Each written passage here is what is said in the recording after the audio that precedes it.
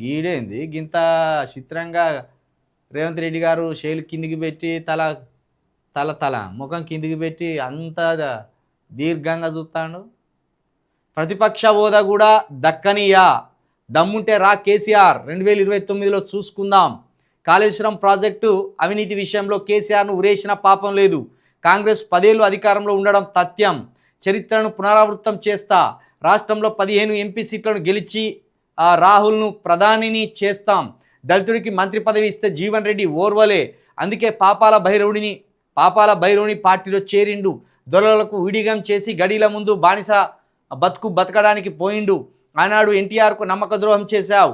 ఇప్పుడు 40 ఏళ్ళు నీతో ఉన్న కాంగ్రెస్ కార్యకర్తలను మోసం చేసినావు.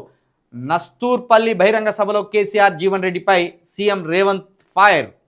రెండో విడత రైతు భరోసా కింద 2200 కోట్లు విడుదల.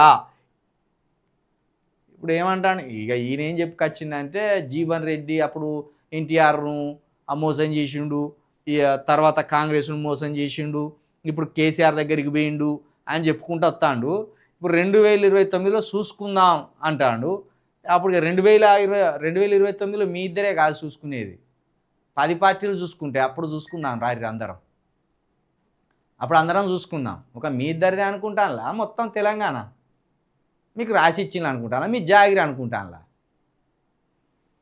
మస్తు మంది ఉన్నారు చూసుకునేటోళ్ళు. ఇంకోటి, రాష్ట్రంలో 15 ఎంపీ సీట్లు గెలిచి రాహుల్ గాంధీని ప్రధానమంత్రిని చేస్తా అంటే 2 సీట్లు ఇడిచిపెడతాను అన్నట్ట. 17 సీట్లు ఉంటాయి కదా, మరి ఆ 2 సీట్లు ఏంటి అంటే దీన్ని బట్టిగా డీలిమిటేషన్ అయితే ఇప్పట్లో లేదనేది రేవంత్ రెడ్డి గారి మాటను బట్టి అర్థమవుతుంది. ఎందుకంటే మొన్న కొటేషన్లు 2 బిల్లులు, మహిళా బిల్లును డీలిమిటేషన్ బిల్లును మొన్న పార్లమెంట్లో వీగిపోయింది.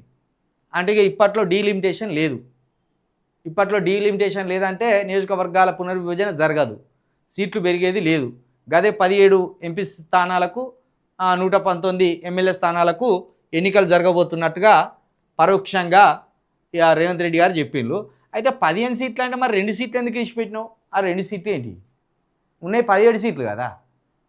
ఒకటి అసౌద్దీన్ గారు ఓకే, ఇంకొక సీట్ ఏంటిది అది? మరి 2 సీట్లు వదిలిపెట్టిన 15 సీట్లు మాత్రం పక్కా గెలుస్తా అంటాను.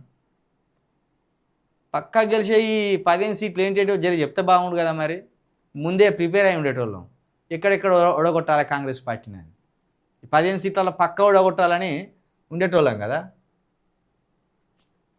మొత్తానికైతే అధికార పక్షంలో ఉన్న రేవంత్ రెడ్డి గారు మళ్ళీ నేనే అధికారంలోకి వస్తానని పగటి కలలుగా అంటాండే.